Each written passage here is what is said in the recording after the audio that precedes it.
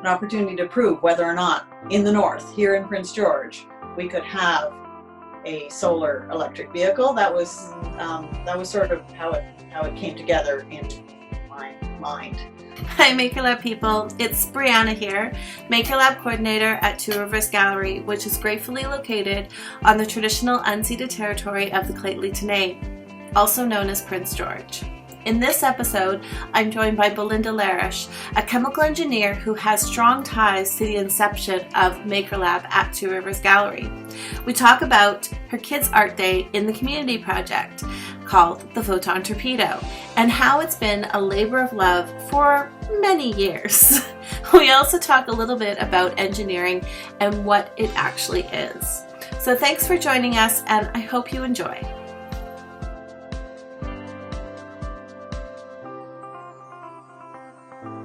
I'm a chemical engineer. I happen to have a great amount of interest in renewable energy. So, and I also like cars. I like vehicles. Because I know that people understand engineering, but they may not know the differences between like the chemical engineer, environmental engineer, like, because there's so many different types. It's a hard thing to explain to children, and that's actually why a lot of people come all the way through school without knowing what engineering is, because we go through school, we know what a teacher is because we see them every day. We know what a doctor is or a nurse because we see them occasionally. You look at the little kids shows and you can kind of you get a really good cross section of a whole bunch of careers, but nobody ever mentions engineering. There are many different types. It's very hard to summarize. I will try. And so we'll start off with civil engineering. It's, the Romans building the bridges, people building roads, and then we get into building buildings and structures and all sorts of stuff.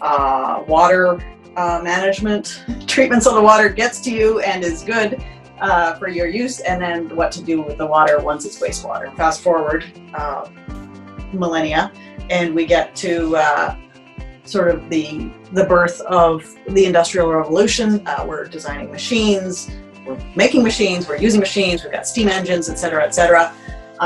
So that was a good beginning for mechanical engineering. Then our machines became much more complex, and we ended up with pieces of machinery through all the factories, things that needed to turn, things that, then we got into robotics and whatever, and the ability to perform work for us. So that's mechanical engineering. And chemical engineering began as an offshoot of mechanical engineering, and when we got into synthetic chemicals that we were manipulating ourselves as human beings to create nylon, to create whatever, everything. You look at all the plastics, all the polymers around us. That's all things that were created through processes. So what you've got are essentially tanks or reactors and separators and columns, distillation columns, all sorts of things to manipulate the chemicals inside the machinery. So the mechanical engineers concern themselves with the machinery, and the chemical engineers concern themselves with the stuff that goes on inside the machinery. A processing plant of any kind, whether it's food or petrochemical, you drive along the road beside it, and you just see all these mysterious looking there's towers, there are tanks, there's all sorts of stuff. Anyways, the chemical engineers design all of that. Then I guess we've also got electrical engineering. So as soon as things needed to be plugged in and we're running on electricity, electrical engineers, that became their specialization. Environmental engineering is one of the other bigger ones. I guess it's one we have here in town. So it is relatively new, and it is essentially a bit of a marriage between civil and chemical engineering. So not the civil part that deals with structures, but the civil part that deals with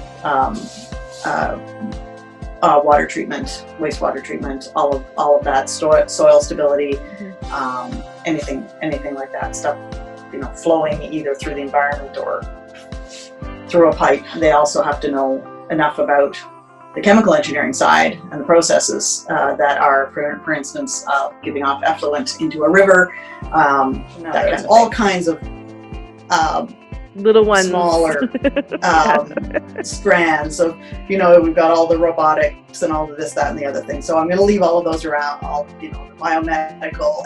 There's all kinds of specializations within engineering.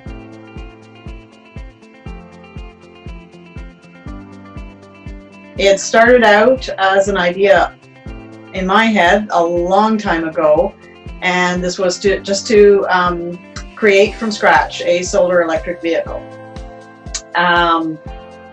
Then fast forward a few years, while I was dreaming of doing this in my garage and never actually doing it, the MakerLab was then created at the gallery, and we were brainstorming ideas of how to engage people, and so one of the things that came up was this project of mine. The goal right from the beginning, when it was involved with MakerLab, was to, number one, get it going, and number two, invite as many people as possible to participate. So we had actually quite a large group at the beginning. I think we were 12 to 15 people. At the beginning it was just brainstorming, a lot of figuring out just by voting on basically what it should be. We in fact did start calling it a solar car, but then as we were shrinking its dimensions in our minds down to something more reasonable that we could actually hope to make for a reasonable cost, it became a single occupant, three-wheeled vehicle, which then we stopped at that point calling it a car. So bright sunshine is obviously better. But one of the things that many people assume is that when you associate bright sunshine with long days, you associate heat with it, and heat is actually not good for photovoltaic systems. So for instance, some of the best performing, most efficient photovoltaic systems are actually in the north, in say Alaska. Building vehicles is not something that I have any experience with, but as an engineer I feel very comfortable with just sort of putting things together, troubleshooting them until they work, or making them better as we go. So it wasn't anything that I felt I was missing any particular skills for, but I was also hoping to get other people on board, which I did. We've got people who do a little bit of everything. We've had some, people who have a talent for welding, all sorts of different ideas. A lot of engineering, a lot of engineering students actually have participated. So, but basically it was my interest in renewable energy, again, along with my interest in renewable energy. I would say sustainability is pretty high up there as well with my concerns. Treading lightly upon the earth, all of that, and so my goal is always to, where possible, and it isn't always possible, make use of materials that we already have. This is one of the other things that I did at the MakerLab. Yeah. Basically it's a Raspberry Pi computer, and it fits into a shoebox. There we go, which is running right now, so it doesn't completely close up. And when here at home, I can run it here. So it's basically a $45 computer, except for the fact that I did have to buy the keyboard.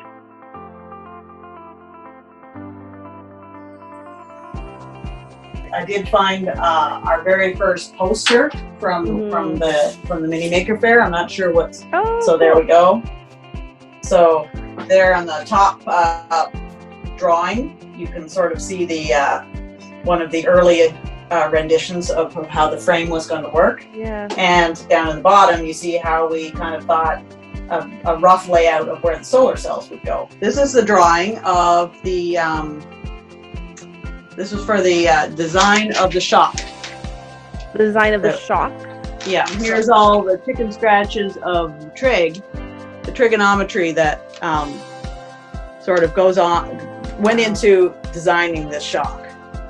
Wow. That's quite the mental exercise. Yep. to get all that done. And actually what that resulted in was this piece of paper, which has all my formulas on it. And then I just put that all into Excel and designed it from there. It was very straightforward at that point. You know, if you have in mind something that can be dreamed of, that is in any way close to something else that any human being has ever done, chances are you can do it. And we certainly knew that, you know, people build vehicles and you can put a solar panel on anything to charge batteries or to charge vehicles, and that's all been done. But in our case, the unique aspect was whether or not we can do it in the north, and whether it's a tenable or viable solution. And because it was solar electric, or going to be solar electric, the name was a big question mark. We called it all kinds of things at the beginning, but it was all centered around, the solar electric vehicle. And then in one of our brainstorming sessions, we were saying, okay, we really got to come up with a name. And enough of us were Trekkies in the group. So it didn't take too long to come down to Photon Torpedo. The name Photon Torpedo does indeed come from the Star Trek or Trekkie universe. It is a theoretical weapon that is used in space, but it has its basic understanding and structure wrapped up in scientific fact. Basically, it's antimatter magnetically suspended in a long metal casing. The destructive power happens when matter and antimatter meet. We could technically make them, but the cost would be very high. For example, it takes $25 billion to make 1 gram of antimatter.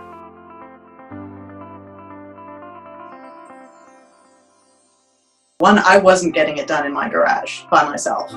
And two, although I'm not the most social of people, I really wanted to spread the word about renewable energy and things that we could do in the north. And the only way to do that was to do it through the gallery and the MakerLab.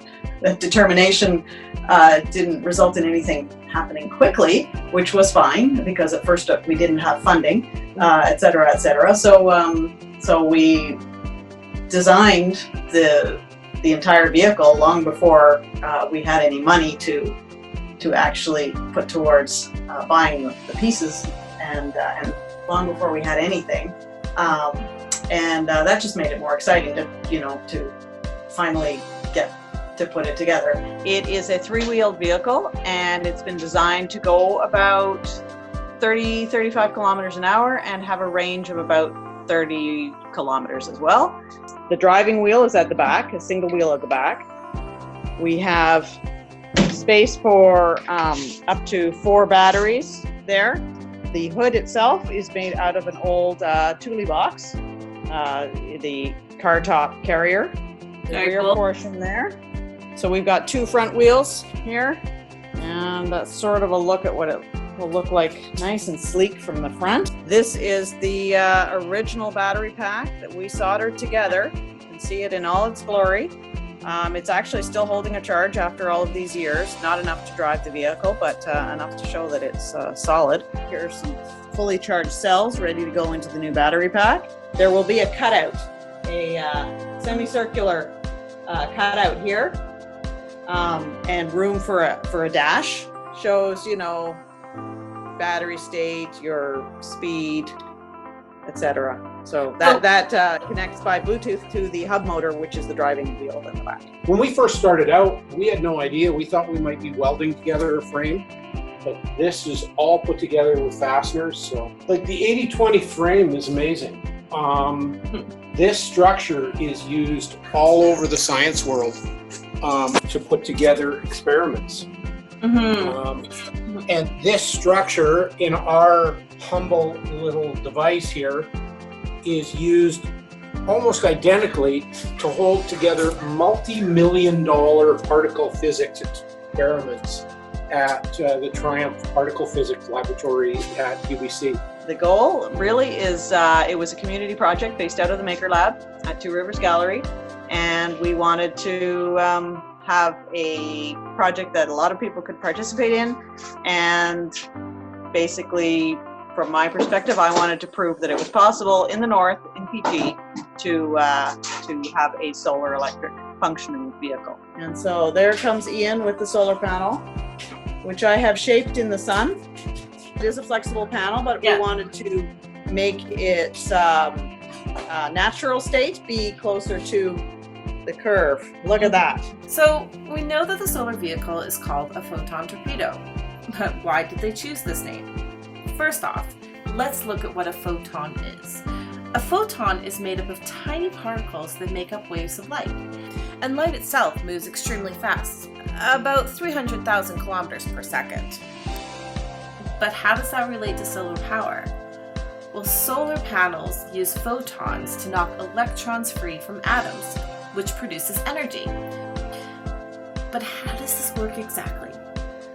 So a solar panel is made up of several layers of silicon that are positively and negatively charged. When the light hits the cell, it energizes it and causes the electrons to become loose from atoms. So this movement is what creates the energy. This energy is then converted into a type of electricity that can be used by homes, or in this case, cars. I personally like to imagine it like baking popcorn. You heat up the oil, which disturbs the kernels, resulting in a reaction of popping. Although, probably people might disagree with me on that one. I'd always wanted a splash or a stripe of yellow on it, just in honor of the sun, which is going to power this whole thing. So we're making some side panels for the torpedo out of this bright yellow chloroplast. And now we are in a position where Kids Art Days this year is not running in its traditional form, and so Kids Art Days is, if nothing else, all about community and everybody getting together. So this was pulled in as part of that, as an sort of something representative of community efforts. It's been a real adventure. We've found some really interesting workarounds. This project has been all about the workarounds. And I would add a fair bit of brainstorming at the same time. So yeah, that's how it started. The entire project spent about a year being nothing more than thoughts, with everything on board, including the driver, the lower the range will be, and the slower the speed. Because the motor is only so powerful. It's a 1,000-watt motor, run by a 48-volt battery, which I didn't mention. I guess one of the most exciting parts was just leading up to the very first mini maker fair that we had here in Prince George. We didn't have the wheels attached. Yeah. There was a frame which looked like a ladder, and the other parts were lying out on the table. We're very determined that by the next rendition of the mini maker fair that we would actually have it running, which we did. The week prior, 7 days prior, we did not have brakes, we did not have steering, we did not have batteries hooked up, or actually completely made. We made our own battery packs. So all of that was done in the last week. Very, very active 7 days, with the very final bits getting soldered together on the morning of the mini maker fair between 7 and 7:30 in the morning. And then it rolled, and that was the very first time we actually got to see if it would move under its own power, and it did. So that was a very exciting moment.